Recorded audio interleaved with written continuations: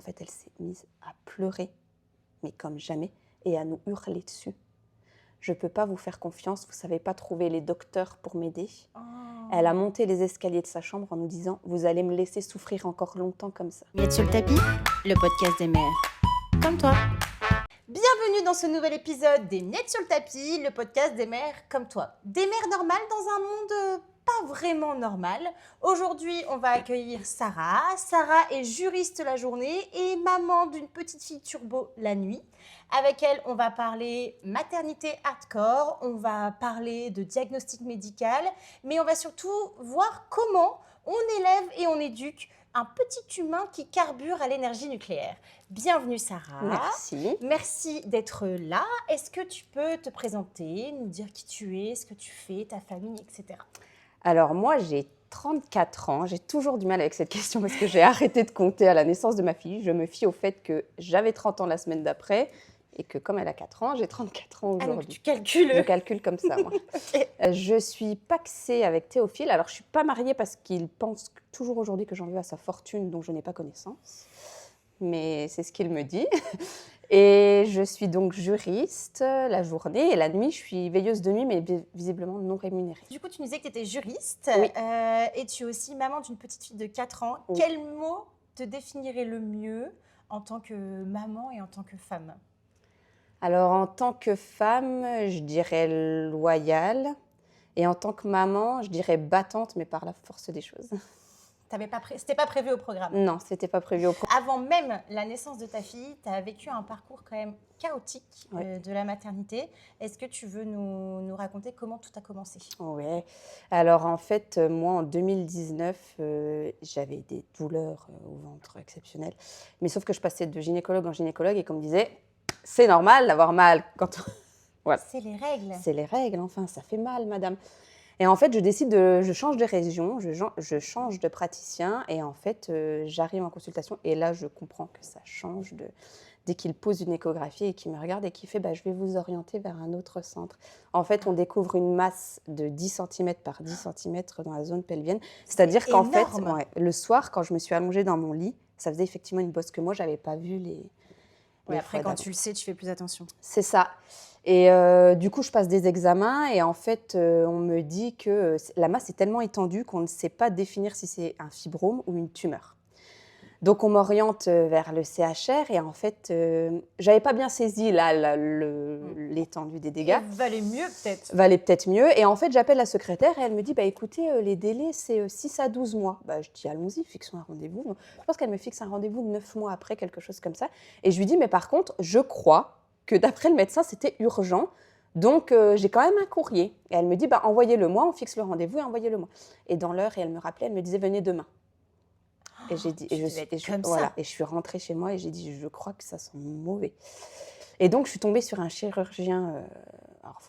Alors, j'ai très vite compris que ça allait poser problème parce que la première question qu'il me pose, c'est est-ce que vous avez des enfants ? Et là, je dis non. Est-ce que vous en voulez ? Ah là là. Oui. Et il me dit, écoutez, je vais être honnête avec vous, je ne sais pas ce que je vais découvrir en vous opérant. Je vous promets de faire le maximum, mais aujourd'hui, je ne peux rien garantir. Donc, c'est tout. L'opération est programmée, je crois, la semaine d'après, pour te dire à quel point c'était urgent. Donc là, quand ils t'opèrent, tu ne sais pas ce qu'ils vont retirer. Je ne sais pas ce qu'ils vont retirer. Et je ne le saurai qu'1 mois après l'opération, puisque ça part en analyse. En fait, il m'expliquait qu'un fibrome, normalement, ça a une forme particulière. Et là, c'était tellement gros qu'en fait, on voyait... c'était trop massif. Donc ils t'opèrent. Il m'opère et en fait, ça devait durer 2 heures. Je me rappelle encore, il m'avait donné un décontractant et parce que j'essayais de me sauver par la fenêtre. Mais attends, c'est pas une anesthésie générale ? Si. Ah. Mais avant d'aller... Ah. Si. Et en fait, ils avaient dit à mon conjoint, écoutez, ça va durer 2 heures, donc allez faire un tour et revenez. Sauf qu'en fait, ça a duré 6h30. Et sauf que lui, on ne l'a pas prévenu. En fait, je suis rentrée par le circuit ambulatoire et après, on montait en chambre. Et lui, quand il est venu au circuit ambulatoire 2 heures après, on lui a dit, mais elle n'est pas là ? Et donc, ça va, lui, il a un self-control à toute épreuve. Et en fait, en salle de réveil, le chirurgien vient me voir et me dit « Je suis désolée, j'ai dû retirer tout le côté droit. » Donc, on m'a retiré l'ovaire et la trompe. Et donc, il m'oriente très vite vers un centre de PMA pour faire une préservation de fertilité, puisqu'à ce moment-là, le désir d'enfant, il n'était pas immédiat. Ok. Vous saviez que vous vouliez des enfants? Ouais, en fait, ce qui est paradoxal, c'est qu'on savait qu'on voulait des enfants, on savait qu'on n'en voulait pas tout de suite, mais le fait de savoir que potentiellement ça allait être compliqué, ça, tout de suite, ça réveille un peu ce désir de grossesse et de maternité. C'est toujours ça. C'est le Ouais, truc que c'est tu ça. peux pas avoir. C'est t'as envie ça. de l'avoir. Finalement, tu te dis, et si? Tout de suite, quoi. C'est ça, Ok. Donc là, tu congèles tes ovocytes. c'est ça. Ok. Et Euh, ensuite, parcours PMA ou? non, pas du tout. Donc là, vous décidez de faire un bébé. En fait, même pas. Je tombe enceinte par accident. Excuse-moi, mais Oui. t'as pas glissé non plus. Glissé. Mais en fait, c'était pas prévu au programme. Et ce qui est compliqué, c'est qu'on a mis énormément de temps à se dire, en fait, est-ce qu'on le garde ou est-ce qu'on ne le garde pas? Ce qui a été compliqué après quand on l'a perdu, parce qu'en fait, on s'en est voulu de s'être dit, ben, Du coup, t'es finalement... allée plus vite dans le récit. Ouais. Ah, pardon. Ah non, mais t'inquiète. Mais Donc là, vous vous apprenez que t'es enceinte. ouais. Vous réfléchissez à Ouais. est-ce qu'on garde. Vous avez quel âge? Tu sais pas. 28 ans. 28 ans et lui 29. Ok. Donc là, vous posez la question et tout compte fait, vous dites on garde ce bébé. Ouais, c'est ça. On garde ce bébé. Et qu'est-ce qui se passe quelques mois plus tard? Ben, malheureusement, on le perd tardivement entre 5 et 6 mois de Wow. grossesse. Et comment tu t'en rends compte? En fait, tout bêtement, je me réveille avec du sang, mais pas grand-chose. Mais Ouais. mon instinct me dit, C'est pas bon. c'est pas bon. Je retourne voir le gynécologue qui me suivait du coup, en qui j'avais confiance, puisque c'était le seul qui avait découvert cette masse. Et en fait, j'arrive, il pose l'échographie. Bon, là, on voit bien qu'il n'y a pas de cœur qui bat. Il me regarde et il me dit une phrase que je n'oublierai jamais. Bon, bah, vaut mieux un enfant mort qu'un enfant handicapé. J'étais toute seule. C'est horrible. Ouais. Aujourd'hui encore, je me demande comment il a pu prononcer cette phrase. Il faut savoir que sa femme était secrétaire et qu'elle a été horrible dans la prise des rendez-vous, alors qu'elle savait ce qui s'était passé. Je me suis dit, il est maladroit, mais quand tu fais un métier humain, la maladresse à ce point, cette phrase, elle m'a longtemps hantée. Hein. Donc là, je dis, c'est bon, on va peut-être arrêter les conneries. Je décide de ne plus aller voir ce gynécologue. Je retourne au centre de PMA. Il nous explique, par contre, si vous souhaitez essayer naturellement, c'est maintenant. Parce que là, vous avez qu'un côté qui fonctionne. Ouais. Et avec l'infection que vous venez de vous choper. Donc, c'est tout. On tombe en plein Covid. Et je retombe enceinte 4-5 mois après. Et moralement. 4-5 mois après ça. Ou même votre couple, la fausse couche, ça doit être.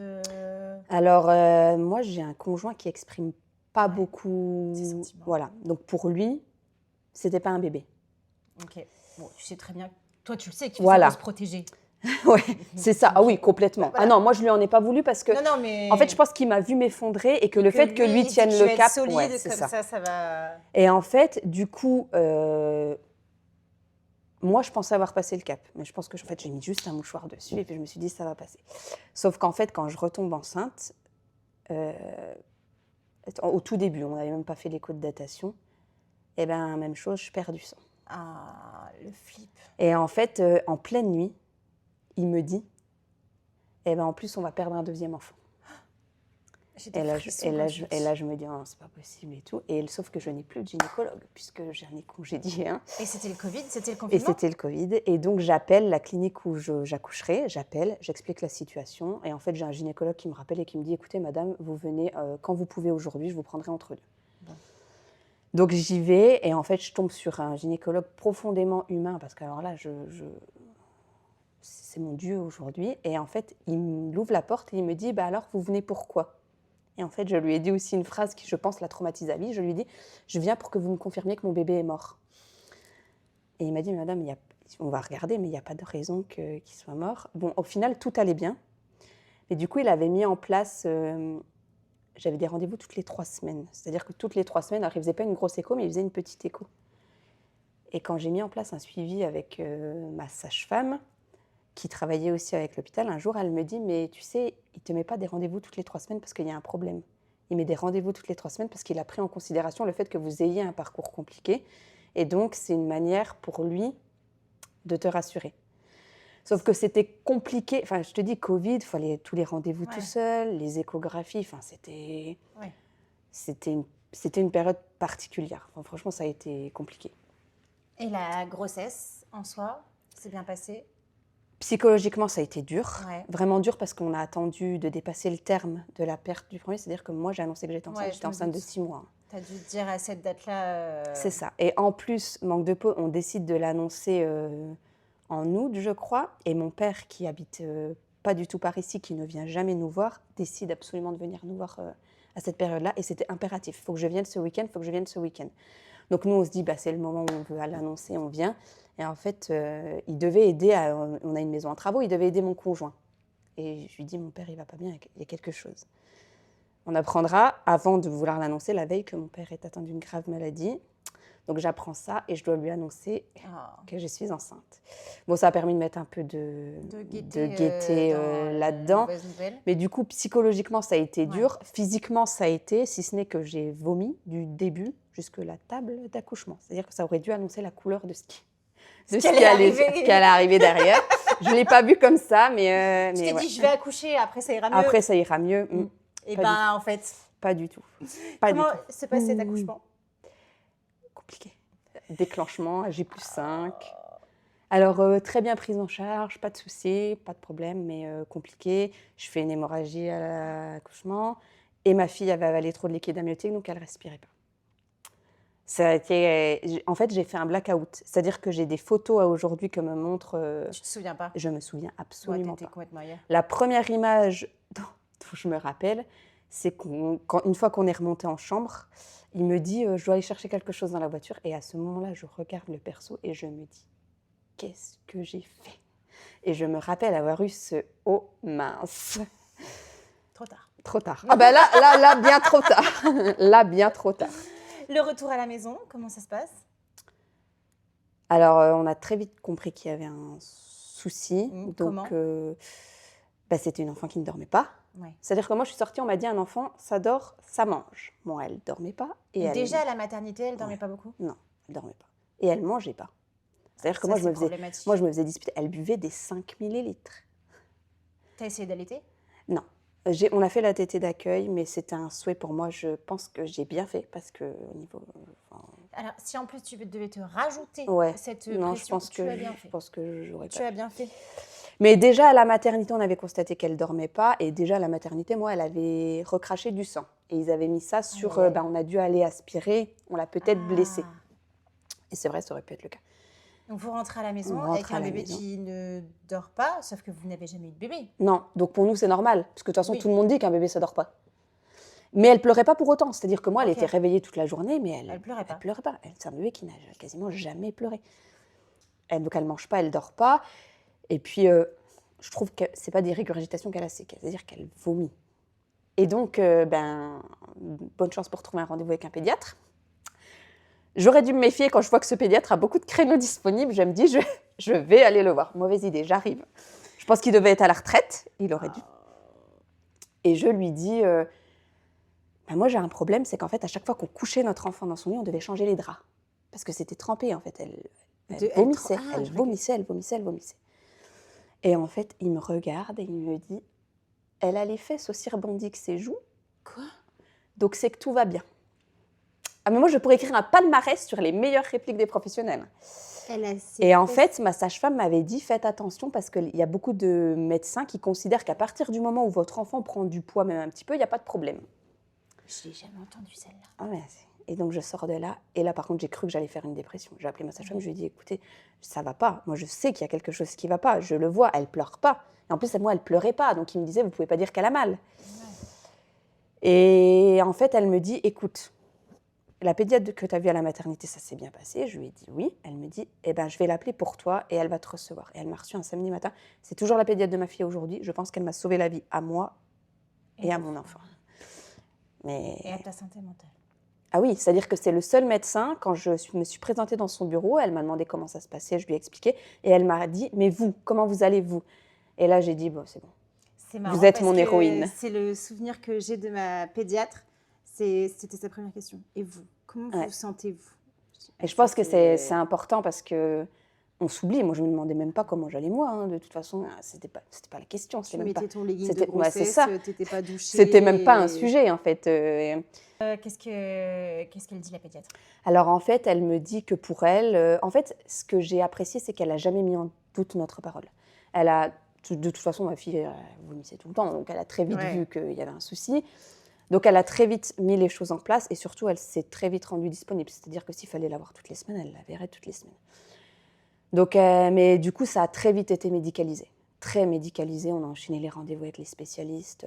Moi, j'avais une petite fille qui, à 3 mois et demi, me fait des selles très noires. Et moi, je ne m'en inquiète pas. Et son papa me dit, c'est pas normal. Et donc, j'appelle la pédiatre, elle me dit, écoutez, je vous envoie une analyse de selles, on va le faire dans le doute. Et en fait, il se révèle qu'il y a du sang dedans, du sang digéré. Je fonce aux urgences et en fait, ils ne comprennent pas. Ils me disent, mais elle devrait être en train d'hurler. Elle avait l'œsophage brûlé, tellement elle était brûlée par le reflux. Elle avait des ulcères à l'estomac. Enfin, c'était une catastrophe. Donc ça a très vite été très médicalisé. C'est ça qui a été compliqué. On a enchaîné les découvertes de pathologies. Enfin, tout ça mis bout à bout, ça a été un cocktail un peu explosif. Un mauvais cocktail, on va dire. Donc, hôpital de jour. Alors, l'hôpital de jour, il est intervenu un peu plus tard. La première année, ça a vraiment été les bronchiolites, le reflux, les allers-retours aux urgences, les hospitalisations, la grippe, le machin. Et puis, l'hôpital de jour est arrivé parce qu'en fait, il y a un examen médical qui se passe très mal et qui, je pense, a traumatisé mon bébé de 9 mois. C'est-à-dire que le gastropédiatre voulait voir si elle vidait bien ce qu'elle mangeait. C'est-à-dire que si ce n'était pas ça, qui faisait que ça remontait au-dessus. Mon Dieu, c'est quoi cet examen? En fait, ce n'est pas invasif. Elle boit un liquide et on fait une radio en même temps pour voir si ça s'écoule. Okay. Rien de compliqué. Mais, je précise que c'est un enfant qui a un trouble de l'oralité. Donc, lui faire avaler n'importe quoi, ce n'est pas évident. Et du coup, on m'envoie là-bas. Impossible qu'elle veut pas. Et il dit, je vous préviens, je le précise sur l'ordonnance, si elle ne veut pas le boire, on ne la force pas, je préfère qu'on la sonde. Ok, je la reprécise, sauf que lui poser une sonde, ça me prend plus de temps. Qu'ils n'étaient pas contents. Donc en fait, elle pleurait, je rappelle qu'elle a 9 mois à ce moment-là. Et en fait, ils lui disent, mais si tu fais de la comédie... Mais elle a 9 mois. Et moi, en fait, je me dis, si je me mets à leur hurler dessus, ça ne va pas aller. Je me concentre sur mon bébé, je le regarde, je lui dis, ça va aller, ça va aller, ça va aller. Et là, j'entends l'infirmière dire, sors la seringue de gavage. Parce qu'en plus, mon enfant est une... Et en fait, dès qu'elle pleurait, elle était en nage, la gamine. Mais attends, il lui donnait quoi? Le produit, il lui faisait ingérer le produit. Mais en fait, comme elle pleurait, elle ouvrait la bouche, il le mettait dedans, et forcément, elle finissait par déglutir, sinon elle s'étouffait. Ils finissent par faire l'examen, et en fait, je récupère mon bébé, et le manipulateur radio lui fait... Et elle répond pas. Et il dit, en plus, elle répond même pas. Mais elle a 9 mois, enfin. Je suis sortie de là traumatisée, et le lendemain, ma fille elle avait des plaques d'eczéma sur tout le corps, et dès qu'elle s'endormait, elle s'arrachait les cheveux. Donc j'appelle la pédiatre, je lui dis, là, il y a un souci. Là, il y a un souci. Enfin, moi, déjà qu'elle ne dort pas, si en plus le peu qu'elle s'endorme, on voit qu'elle est traumatisée. Donc elle m'oriente vers un service de pédopsychiatrie. Et là, au vu de l'oralité qui a été compliquée et de son agitation, parce que moi, c'était un enfant qui était hypertonique. Elle a marché à 9 mois. À 9 mois, elle marchait, elle grimpait les escaliers. Enfin, elle m'oriente là-bas et on me propose d'intégrer un hôpital de jour. Donc elle intégrera cet hôpital de jour, je pense qu'elle a 12 mois. 10-12 mois. Ça veut dire quoi, hôpital de jour? Ça veut dire qu'elle y est... Tous les mardis, Okay. toutes les semaines, tous les mardis. Alors, elle intègre un petit groupe d'enfants, toujours le même. Okay. C'est toujours les mêmes petits copains qu'elle retrouve. Je crois qu'ils sont 3-4. Il y a des repas thérapeutiques le midi, donc souvent, c'est des enfants qui ont des troubles de l'oralité. Il y a des séances, soit avec une psychologue, soit avec une C'était la plus jeune, du coup, pédopsychiatre. à 12 mois? Ouais. Parce que Quand souvent, elle l'intègre. tu t'en rends compte Ouais. Il y a des séances avec une psychologue ou une pédopsychiatre. Et il y a des séances de psychomotricité où ma fille disait à cette psychomotricienne, on va construire une cabane et toi tu vas te mettre dedans, je vais la fermer et tu vas rester dedans et moi je vais jouer avec maman. Et bien je t'assure qu'il y a une fois où elle a mis 15 minutes à construire la cabane et que la dame a passé 30 minutes dedans et qu'elle n'est même pas sortie. Et un jour j'ai fini par dire, écoutez, est-ce qu'on peut arrêter ce massacre? Parce que moi j'étais là pendant ces séances, à la limite j'étais pas là, c'est pas grave, mais là j'étais là. Et c'était très malaisant. Et ça a duré combien de temps? On y est sortis à ces 3 ans. Okay. Donc pendant 2 ans. Okay. Et après l'école? Après l'école. Donc elle rentre en petite section. Petite section. Elle est de quel mois?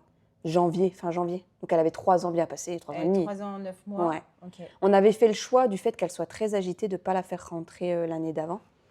Donc elle rentre en petite section. Ouais, elle rentre en petite section. Et Toi, tu appréhendais un petit peu?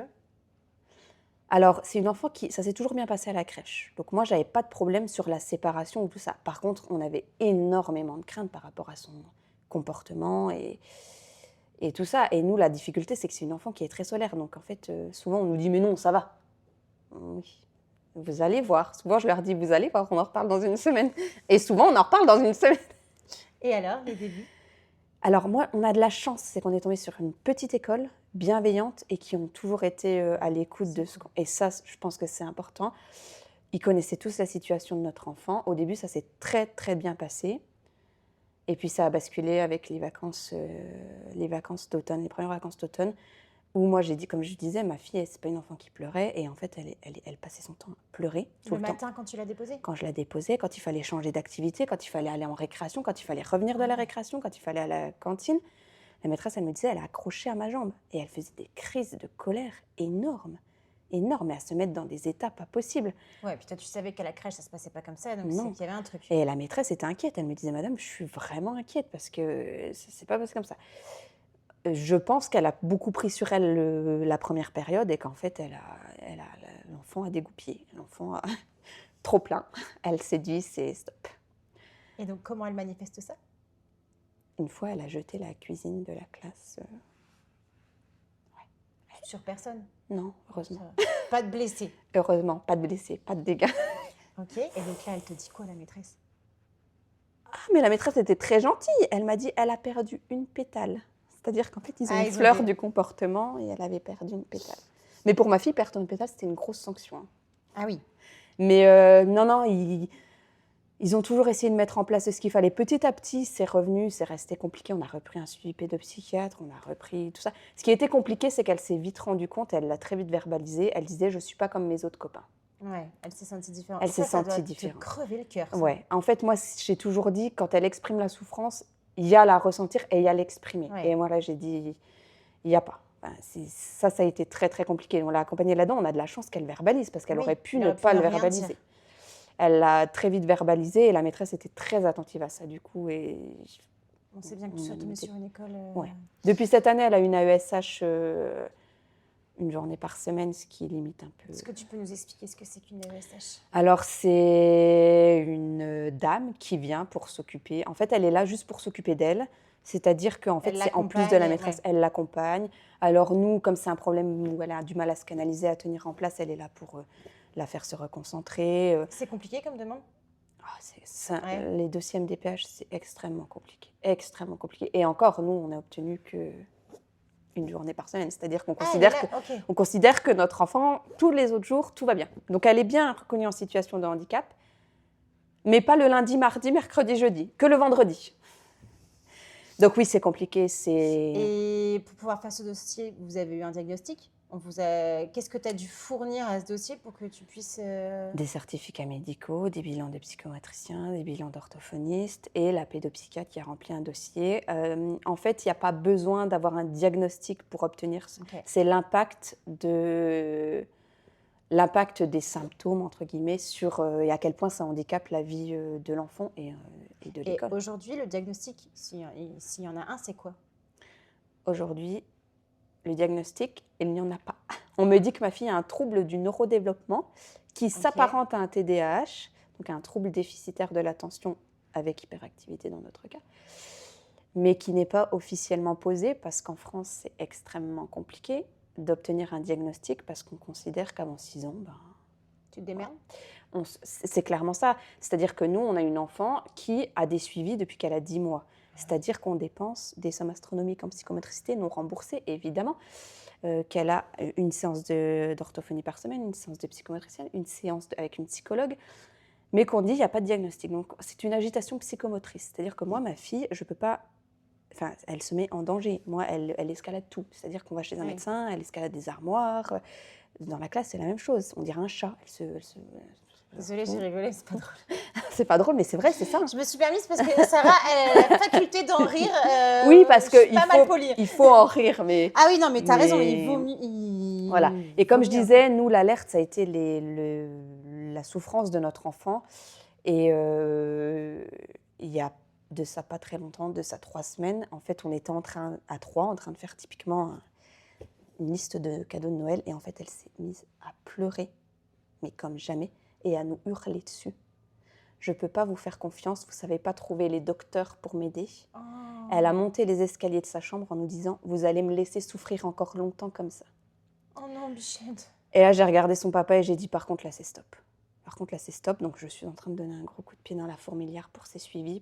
Et on s'oriente du coup vers la Belgique, qui est beaucoup plus avancée que nous, malheureusement, pour les diagnostics de ce type. Oh, le fait C'est qu'elle très dur, l'exprime, ouais. c'est... Et moi, je leur avais dit, j'avais dit la souffrance de mon enfant, ce Ah sera bah la ouais. limite. Et on a de la chance qu'elle s'exprime en fait. Et elle leur dit, en fait, ce qui est paradoxal, c'est que c'est une enfant qui, elle a toujours exprimé à 18 mois, quand la pédopsychiatre lui dit « Pourquoi tu ne dors pas la nuit ?»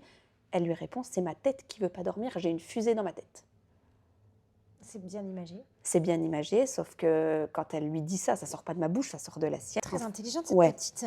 Il soupçonne un QI, mais nous, c'est notre premier enfant, donc Donc tu peux pas, on tu peut pas. compares Moi, pas, je même peux, si on je- ne compare pas les enfants, Non, mais, mais j'ai pas de, même s'il n'y a pas de normes, mais je veux dire, j'ai pas de repères. Donc c'est très compliqué. C'est plus compliqué le parcours pour faire reconnaître et faire entendre que notre enfant souffre et qu'il mérite d'être pris en charge que de gérer le quotidien. Enfin, je trouve aujourd'hui. Hein. Bah justement, c'était ma question suivante. Qu'est-ce qu'il y a de difficile à gérer au quotidien avec ta fille boule d'énergie? Alors, ce qui est compliqué, c'est que ça s'arrête jamais. Ça Ouais. s'arrête jamais. C'est Elle est vraiment. toujours... Et puis moi, c'est-à-dire qu'on fait de la trottinette, elle fait pas de la trottinette, elle saute sur sa trottinette. Alors moi, je dis toujours. Elle s'est jamais cassé des choses en étant si cascadeuse? Jamais, jamais.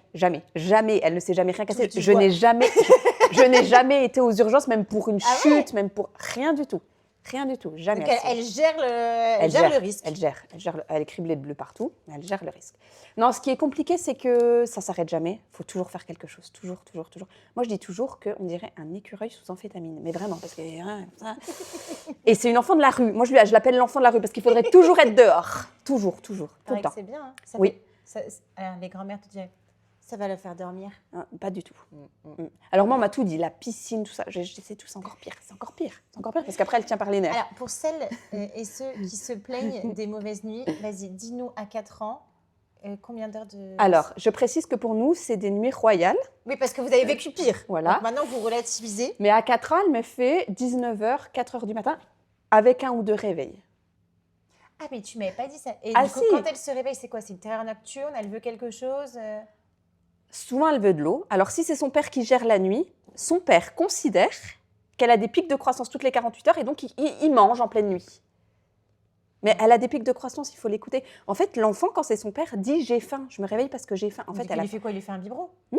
il lui fait du jambon, de la macédoine. Non, il lui fait un vrai repas. Entrée, plat, Des fois, je me dessert. lève et je vois une boîte de macédoine et je dis « mais qu'est-ce qu'il a fait dans la nuit ?» Il m'a dit « c'est ta fille, elle avait faim, il ne faut pas la priver de nourriture ». Ok, donc elle se réveille une à deux fois dans la nuit et à 4h du mat, du coup, vous vous levez. Alors, on ne se lève pas. On a de la chance qu'elle soit très autonome. On lui a donné une consigne. Elle va finir sa boîte de macédoine. Non. Non, en général, elle l'a terminée. Ce qui justifiait son pic de croissance, d'ailleurs, parce que si elle n'avait pas faim, elle ne l'aurait pas mangé, tu comprends. Non, alors on lui a donné une règle, c'est tu n'allumes pas la lumière de ta chambre et tu ne sors pas de ta chambre. Sauf si, évidemment, elle a besoin de nous. Oui. Mais elle n'a pas besoin de nous. Donc, en fait, elle fait tout avec la veilleuse, sa veilleuse. Donc, elle se promène dans sa chambre, elle va chercher des vêtements, elle s'habille, elle met n'importe quoi, hein, mais elle s'habille. Elle écoute ses histoires, elle regarde ses livres. Souvent, on l'entend. C'est-à-dire que je ne me lève pas, mais je En fait, l'entends. t'entends, mais de toute façon, quand t'es mère, tu dors jamais. Voilà. Vraiment, donc t'entends vers 4h du mat que C'est ça ça. commence à s'agiter. Et vers 5h du matin, en général, je dis, bon, allez, c'est bon. Arrêtons le désastre. Et vous avez déjà réussi à la faire attendre de dormir jusqu'à 7h ou... Ah, impossible. Ah non, impossible, non, au bout d'un moment. Elle est gentille. Hein, Ouais, elle a de la patience, mais hein. faut pas... Et il y a une fois, et c'est pour ça, c'est après cet épisode-là qu'on s'était dit, tu n'as pas le droit de sortir de ta chambre. C'est qu'il y a une fois où on l'a retrouvée dans la cuisine, et en fait, moi, j'entends du bruit dans la cuisine. Puis en et plus, j'ai elle est peur, cascadeuse. parce qu'à côté de moi, j'ai mon conjoint, donc c'est pas lui qui est en train de faire du bruit. Et quand je descends, j'ouvre la porte, et donc elle était en train de servir des céréales, et elle m'a dit, bah quoi? Comme si c'était normal. Bah quoi? Moi, j'arrive pas à dormir, vous si. Donc je m'occupe. C'était très gentil, c'est très gentil. Ouais, au niveau du danger, c'est pas... Non, c'est pas terrible quand même. Donc on lui a dit, tu ne Et sors qu'est-ce pas que de... tu as envie de dire aux gens qui te disent « Oh là là, il s'est réveillé à 7h, c'est chiant. Ben ouais, c'est chiant. Et ça pourrait, Ça pourrait être 4 heures. être pire. Ça pourrait être pire. Ça pourrait être pire, ouais. C'est d'ailleurs une phrase qu'on m'avait dit une fois, c'est que j'avais rencontré une amie et je lui avais dit, bon, moi, je me dis que ça pourra pas être pire. Et elle m'avait regardée, elle m'avait dit, Avec la maternité, ça peut toujours être pire. Elle m'avait fait très peur, mais elle avait raison. Elle avait raison. Ça pouvait toujours être pire. Est-ce qu'il y a des phrases que tu retiens de ton entourage ou de professionnels, des phrases blessantes qu'on a pu te sortir? Ouais. Moi, je l'ai récupéré une fois à la garderie où on m'a dit « On comprend pourquoi vous n'en avez pas deux ». Voilà. Le problème de ces phrases, c'est que c'est dit devant ma fille et qu'elle entend tout très bien. C'est-à-dire que moi, quand je Elle a vais... l'air de piger, elle C'est a l'air ça. de bien capter. Ah bah, je l'ai vite compris, parce que moi, quand je vais chez la pédiatre, c'est dans la maternité. Et quand on a croisé mon gynécologue et qui dit bah, « toujours pas de deuxième », elle lui a répondu « Quand on a un enfant comme moi, on n'en a pas deux ». Et ça vient aussi de ma belle-mère qui m'a dit une fois si j'avais eu ta fille comme premier enfant, j'en aurais pas eu d'autre. Merci, belle maman. Donc j'ai ça. Et j'ai eu aussi un médecin qui m'a dit que ma fille, alors que ma fille, je répète, elle est très mal, hein, j'avais quand même un courrier de la maîtresse qui me disait qu'elle était très inquiète, on m'a dit que ma fille, elle était trop bien habillée et trop bien coiffée pour aller mal. Mais ça va pas la tête. Voilà. Et alors là, j'ai dit... Parce qu'en plus, sur le coup, quand on te dit ça... On me l'a pas seulement dit, on me l'a écrit sur un compte-rendu. Quoi ? Oui. On t'a écrit noir sur blanc. On m'a dit qu'il y avait une discordance entre l'état décrit par la maman pour son enfant et son aspect toujours bien habillé, bien Mais coiffé. qu'est-ce que ça a à voir ? Ben, je leur ai posé la question de ce que ça avait à voir. C'était pour nous aider. Et en plus, je pense que sur le coup, parce que moi je suis un peu comme ça, sur le coup, tu sais pas quoi répondre. Ouais, c'est ça. En fait, sur le coup, t'es tellement... Bah oui, c'est ça le problème. C'est après coup. Et après, t'as envie de leur dire quoi ? Après, j'ai envie de leur dire qu'ils ont tort, en fait. En fait, ils ont tort parce que... Ouais, reste très poli. Franchement, je me maîtrise. Non, mais ils ont tort parce que c'est compliqué, oui, mais la richesse d'un enfant neuroatypique, elle est... Enfin, moi, franchement, je souffre vraiment au quotidien. Mais qu'est-ce qu'elle me fait rire. Bah, franchement, de-là, de ce que tu me racontes, elle a l'air... moi, elle me fait mourir de rire. Très drôle, quoi. Elle a l'air très drôle. C'est quoi les petites victoires du quotidien ? Alors, je dirais pas quand on a réussi une journée sans pleurs, parce que c'est compliqué. Mais on va dire, c'est quand elle réussit... En fait, elle a une fierté dans les yeux quand elle réussit, mais même de banal. En fait, moi, j'ai un outil particulier, c'est le timer. Le timer me sauve la vie. C'est-à-dire que... Tu mets un minuteur Ouais. au bout d'un moment. Ouais, J'ai une enfant qui, si c'est pas ludique... En fait, elle a un fonctionnement de son cerveau qui n'est pas celui d'un enfant lambda. C'est-à-dire que si c'est pas ludique et s'il n'y a pas d'intérêt, voilà. Typiquement, la douche, ça n'a pas d'intérêt. Donc, en général, je mets en route le timer et je lui dis, ton objectif, c'est que tu sois lavé avant la fin. Ah, mais tu lui mets un défi, Ouais. comme ça, Et comme ça, elle se surpasse. Sauf que c'est fatigant de faire ça tous les jours et pour tout. C'est horrible. Donc, on met ça pour ça et pour s'habiller. Mais attends, mais toi, ton terrible tout, il a dû être... Ah, mais Parce moi, que c'est là, un ce que tu- terrible Ce que tu décris, children. J'ai l'impression que c'était mon fils, là, au moment où tout était une bagarre, tout était non, tout était Ah, mais contradictoire. moi, c'est non depuis qu'elle a 15 mois. On m'avait dit que ça passerait plus vite, ça n'est jamais passé. Par principe, c'est non. Après, on peut négocier si tu veux, mais par principe, c'est non. Moi, Je une fois, négocie avec une terroriste. je négocie avec... puis c'est pire qu'une terroriste. En plus, elle est forte. Hein. Moi, une fois, elle m'a dit, écoute, maman, écoute. Elle m'a dit, tu t'agaces, là ? Donc là, j'ai pris ma respiration. Puis là, j'ai faut dit, pas rigoler. Ouais, il faut pas rigoler. Pas rigoler. Et elle me dit, écoute, maman, les règles, je les connais. Si je les respecte pas, c'est que j'ai pas envie. Donc, t'as pas besoin de les répéter. En Et plus, là- c'est tellement malin. Et là, j'ai dit, Qu'est-ce que tu veux répondre à ça ? ah bah rien. Mais en général, je me sauve et je laisse mon conjoint répondre parce que de toute façon, il y en a toujours un des deux qui va rigoler. Donc non, je peux rien répondre avec ça. Une fois, je lui ai dit, elle me disait toujours, je veux. Et je lui dis, mais t'es pas le roi, c'est le roi qui dit je veux. Elle me répond, t'as raison, je suis pas le roi, je suis la reine. Donc je veux. Voilà. Moi, je vis pas avec un terroriste, je vis avec un tyran.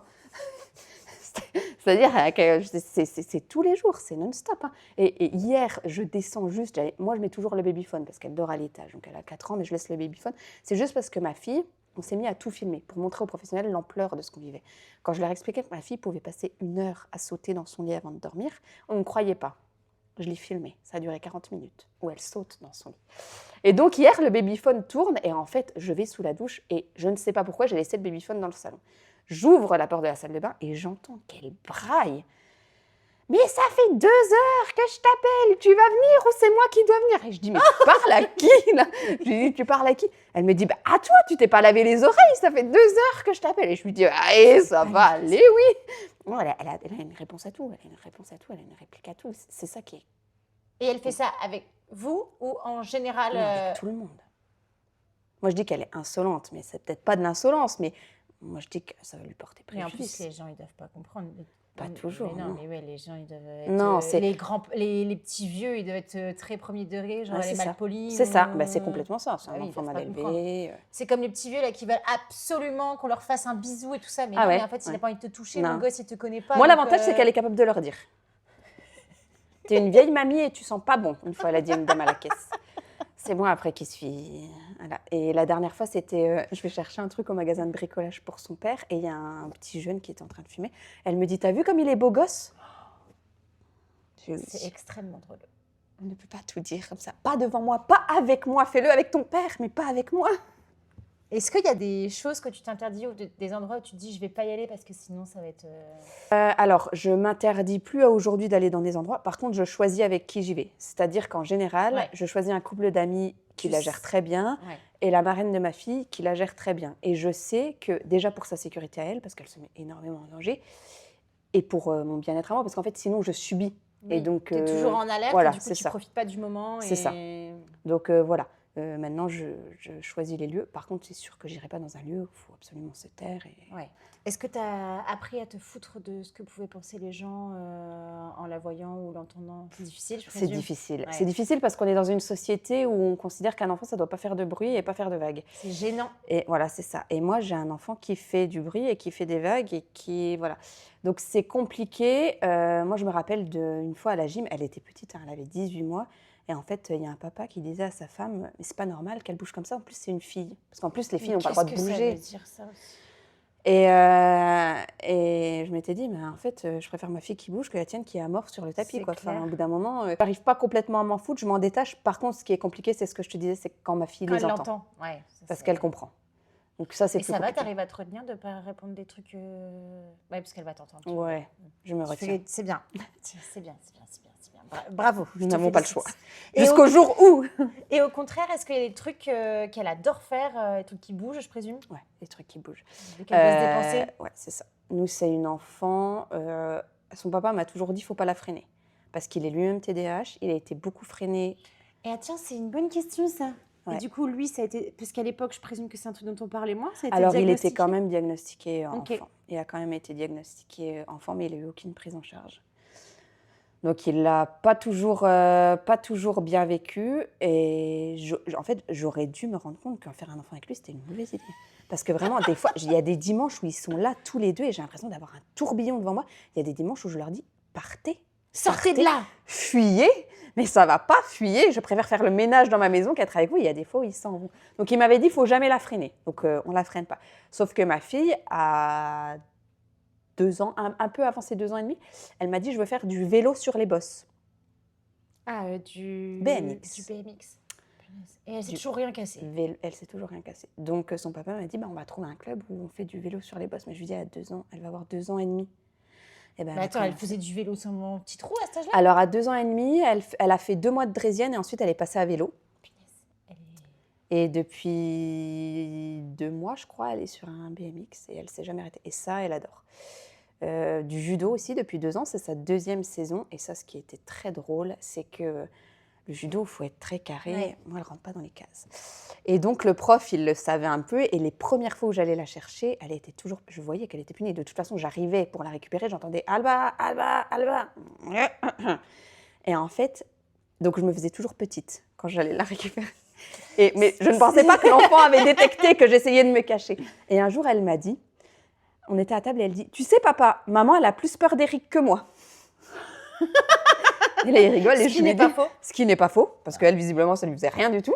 C'est-à-dire que quand elle était punie, c'était à moi que ça faisait quelque chose, pas elle. Donc elle fait ça et cette année elle a commencé en plus l'athlétisme. Ah ouais. Ah, vous faites tout pour que peut-être elle dorme jusqu'à 4h30. Ouais, mais ça ne marche pas. Ça ne marche pas. Mais bon. Qu'est-ce qui t'aide, toi, à tenir au quotidien avec une boule d'énergie pareille? Bah, 2 boules d'énergie pareilles. Ouais, du c'est coup. ça. Cette question, elle est compliquée parce que je ne sais pas encore aujourd'hui comment Ouais. je fais Voilà, pour tenir. elle a que 4 ans, entre C'est guillemets, ça. donc tu n'as peut-être pas encore trouvé ton exutoire. Après, je cours beaucoup. Ouais. Ça me permet d'évacuer. Et surtout, j'ai un suivi. Et je pense que c'est Ah oui, important. indispensable. Et il faut avoir un cercle d'amis sur qui on peut compter et à qui on peut tout dire. Et si je les appelle en leur disant j'en peux plus, j'ai littéralement envie de l'encastrer On peut leur dire, et voilà, et je pense que ça, c'est important de... C'est ce qu'on appelle les copines poubelles. Ah ouais, C'est celles à qui tu peux appeler et sortir tout ce que tu as Ouais, c'est ça. envie de sortir. Qu'est-ce que tu aimerais dire aux mamans qui se retrouvent avec un petit bébé qui est toujours éveillé, qui est un peu différent et qui sont en train de se poser des questions? Qu'il faut se faire confiance, qu'il faut s'écouter, écouter son enfant, et que ce sera dur parce que malheureusement, c'est comme ça en France, mais il faut pas baisser les bras. Moi, ma fille, elle m'a appris la résilience et le courage parce que je n'ai jamais vu une enfant. Je pense que les enfants sont déjà plus résilients que les adultes, mais moi, elle a des prises de sang typiquement toutes les semaines et Ah ouais. moi, elle est pas bien, elle tousse, ça me fait mal à moi-même et quand je lui dis, bah, ça te fait pas mal, elle me dit, t'inquiète, j'ai l'habitude. Donc, il faut puiser la force dans nos enfants, craquer quand ils sont pas là. Je pense qu'il faut s'autoriser à craquer. Et il faut pas attendre et se faire aider, surtout se faire aider. Moi, je sais que ma pédiatre, des fois, je lui envoie des messages juste pour lui dire, en fait, j'en peux plus là. Et juste qu'elle me réponde, c'est normal. Bah, en fait, ça permet de se dire, bon, c'est normal. Je suis pas Complètement folle. complètement folle. Tu connais, dans la deuxième partie du podcast, on fait des petites phrases à trous. Oui. Je vais commencer par la première et je sens que la réponse va être drôle. Si demain j'apprends que je suis enceinte, je Me jette par la fenêtre. Littéralement, je pense que j'ouvre la fenêtre et que je me jette. Je n'habite pas au rez-de-chaussée, promis.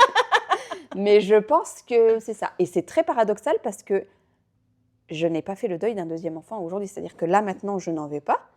Je ne me vois pas en avoir un dans 2-3 ans, mais je ne me vois pas rester avec un seul enfant. Donc, je ne sais pas comment il va arriver. Mais il arrivera peut-être un jour. Ouais, c'est pas le bon moment, quoi. Non, non, mais clairement, non. Enfin, c'est ingérable. Ce serait ingérable, de toute En fait, façon. t'as envie, mais t'as pas envie. C'est ça. Oui, mais non. L'ambivalence maternelle. C'est ça. Dans C'est toute comme sa splendeur. t'as envie d'être loin de tes enfants pour être tranquille, puis quand t'es loin d'eux, ils te manquent. C'est ça. Nous, on remonte hein, très souvent. Elle dort, on a mis 2 heures à ce qu'elle dorme, et on se regarde et on dit, on va la voir. Mais non, Ah si, vous n'avez pas peur de la réveiller? Non. Ah ben, en plus, moi, je le fais de loin, mais lui, il va la voir. Il lui il fait un câlin. Il lui dit, c'est papa, c'est papa. Et je lui dis, malheureux, j'aurais trop peur de la réveiller. Ah non, non. Question suivante, si la maternité était un sport, je serais... Disqualifiée. Franchement, je pense que je serais disqualifiée. C'est pas possible. Non, vraiment, hors catégorie. N'a pas participé au concours. Mon moment préféré de la journée avec ma fille, c'est... Quand elle est couchée. Non, c'est méchant de dire ça. Mon moment préféré, c'est quand elle vient de se réveiller et qu'elle a encore l'apparence d'un enfant et pas d'un qu'elle est gremlins. toute, calme. Moi, je l'appelle Chucky. Un jour, elle m'a dit, c'est qui Chucky? Je lui ai montré la photo et elle m'a dit, bah c'est pas gentil, je suis quand même un peu plus jolie. Et enfin, parce qu'on en a toute une, alors dernièrement, j'ai eu des petites variantes vomi, pipi. Raconte-nous ta meilleure histoire de caca, s'il te plaît. Alors, moi, il faut savoir que mon conjoint, pour changer les couches de ma fille, je vous rappelle que c'était période Covid, il mettait des masques FFP2. Pour l'odeur? Oui. C'est-à-dire qu'un jour, je me suis levée, il avait ça sur le nez, je lui ai dit, tu fais quoi? Moi, naïvement, je me suis dit, tu te sens malade. Et Oui, c'est pour ça que tu veux pas la contacter. Oui. Non, c'était pour l'odeur. Et donc, un jour, il la garde et je reçois sur mon message une photo. Et en fait, ma fille avait 18 mois, elle n'avait rien trouvé de mieux pendant que son père était en haut en train que d'enlever sa couche et de faire caca dans un coin de la maison. Et donc lui, plutôt que... Non, il a pris le temps quand même de la prendre en photo et de me l'envoyer en me disant, voilà ce que ta fille vient de me faire. Bah écoute, Sarah, merci beaucoup pour Merci à toi. ton témoignage. C'était hyper agréable. J'ai vraiment eu la sensation d'être avec une copine dans le canapé. Là. Ouais. On aurait pu parler encore bien longtemps. Merci à vous tous de nous avoir écoutés. Prenez soin de vous. Si vous aussi, vous voulez prendre la place de Sarah dans ce canapé, n'hésitez pas à m'envoyer un petit message, Emeline Franck sur Instagram. Et à très vite pour un nouvel épisode. Au revoir.